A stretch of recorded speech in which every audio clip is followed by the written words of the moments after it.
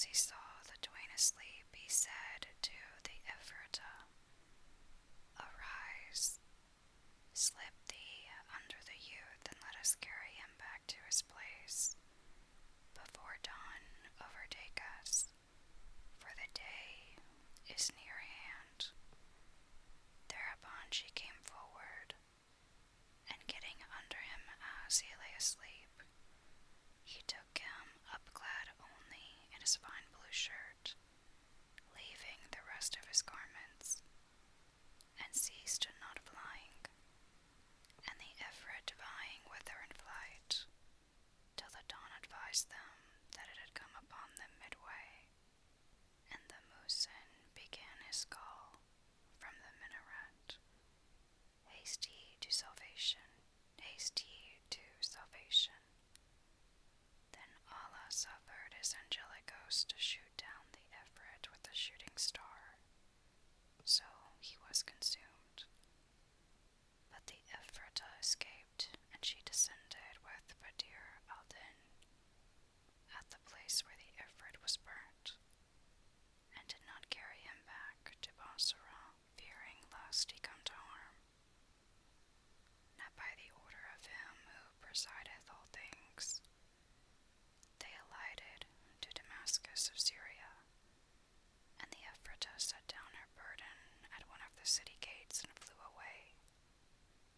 When day arose and the doors were opened, the folks who came forth saw a handsome youth, with no other raiment but his blue shirt, of gold embroidered silk and skullcap, lying upon the ground, drowned in sleep after the hard labor of the night, which had not suffered him to take rest.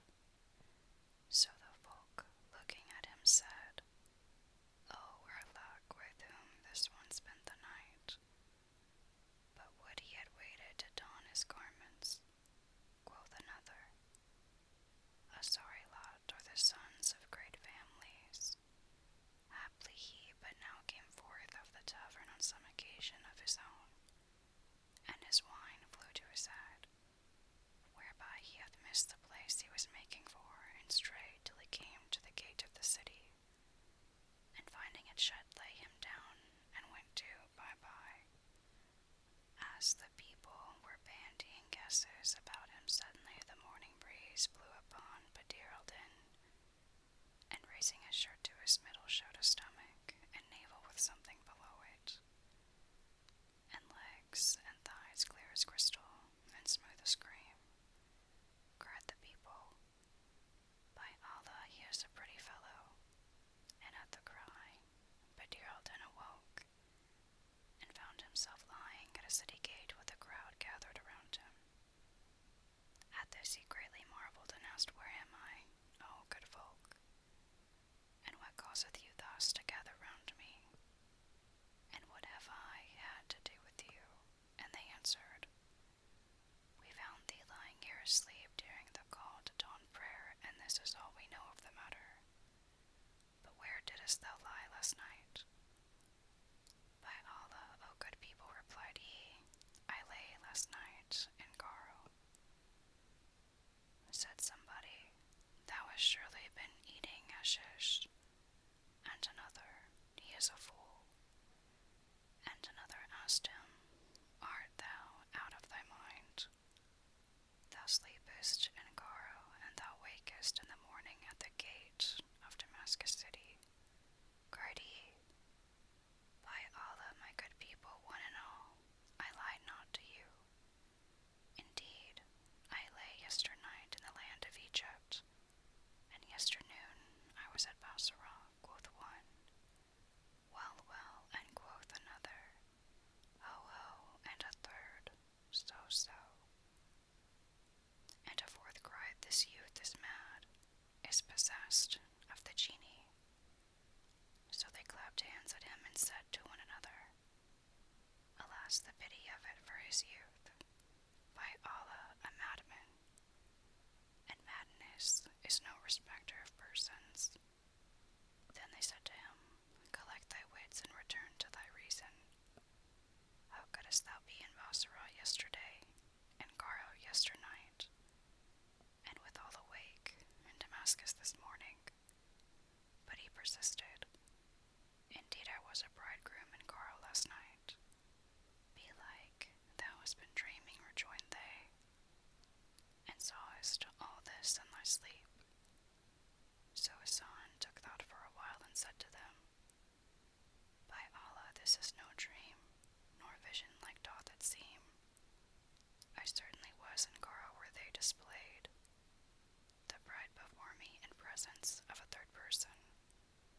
hunchback groom who was sitting hard by.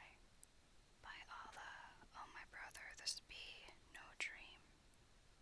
And if it were a dream, where is the bag of gold I bore with me, and where are my turban, and my robe, and my trousers? Then he rose and entered the city, threading its highways and byways and bazaar streets. And the people pressed upon him and jeered at him, crying out, Madman, madman, till he beside himself with rage took refuge in a cook's shop. Now that cook had been a trifle too clever, that is, a rogue and a thief. But Allah had made him repent and turn from his evil ways and open a cook's shop. And all the people of Damascus stood in fear of his boldness and his mischief. So when the crowd saw the youth enter his shop, they dispersed, being afraid of him, and went their ways. The cook looked at Badr al-Din, and noting his beauty and loveliness, fell in love with him forthright, and said, Whence comest thou, O youth? Tell me at once thy tale, for thou art become dearer to me than my soul. So Hassan recounted to him all that had befallen him from beginning to end. But in repetition there is no fruition, and the cook said, O my lord Badr al-Din, doubtless thou knowest that this case is wondrous, and this story marvelous. Therefore, O my son, hide what hath betided thee, till Allah dispel what ills be thine, and tarry with me here the meanwhile, for I have no child, and I will adopt thee. Badr al-Din replied, Be it as thou wilt, O my uncle. Whereupon the cook went to the bazaar, and bought him a fine suit of clothes, and made him don it. Then fared with him to the Qazi, and formally declared that he was his son. So Badr al-Din Hassan became known in Damascus city as the cook's son, and he sat with him in the shop to take the silver. And on his wise he sojourned there for a time. Thus far concerning him, but as regards his cousin, the Lady of Beauty, when morning dawned, she awoke and missed Badr al-Din Hassan from her side. But she thought that he had gone to the privy, and she sat, expecting him for an hour or so.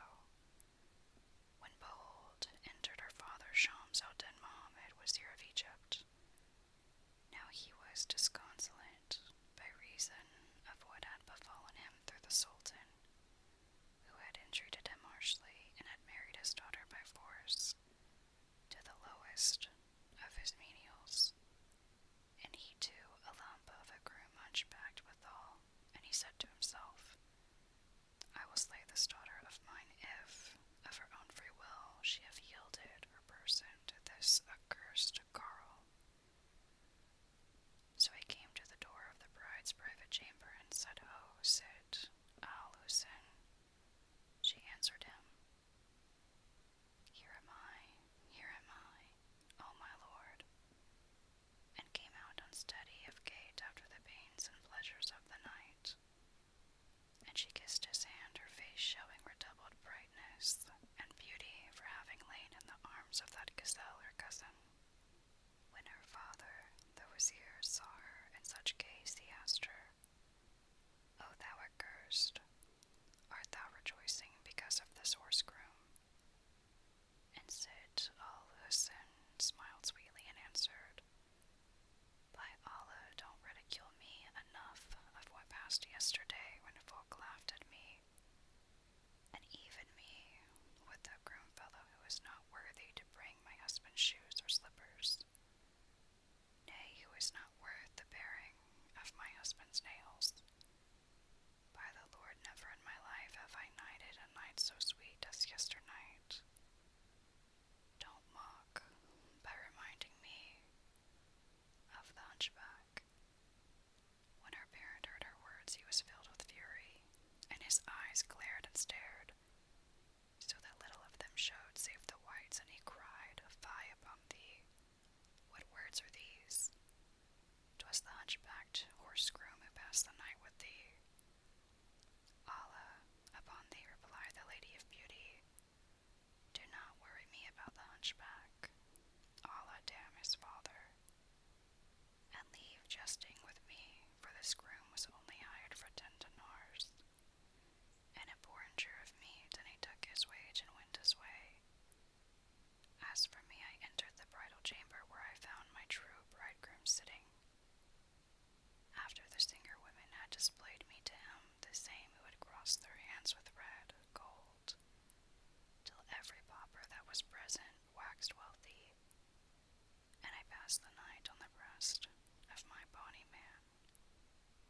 most lively darling, with his black eyes and joined eyebrows. When her parent heard these words, the light before his face became night, and he cried out at her, saying, What is this thou tellest me? Where be thy wits? O my father, she rejoined, thou breakest my heart. Enough for thee that thou hast been so hard upon me. Indeed, my husband who took my virginity is but just now gone to the draught house, and I feel that I have conceived by him. The wazir rose in much marvel, and entered the privy where he found the hunchbacked groom with his head in the hole, and his heels in the air. At this sight he was confounded, and said, This is none other than he, the rascal hunchback. So he called to him, Ho, hunchback. The hunchback grunted out, Tag him, thinking it was the Ifrit spoke to him. So the wazir shouted at him and said, Speak out, or I'll strike off thy tongue with this sword. Then quoth the hunchback, By Allah, O Sheikh of the Ifrits, ever since thou settest me in this place, I have not lifted my head. So Allah, upon thee, take pity and entreat me kindly.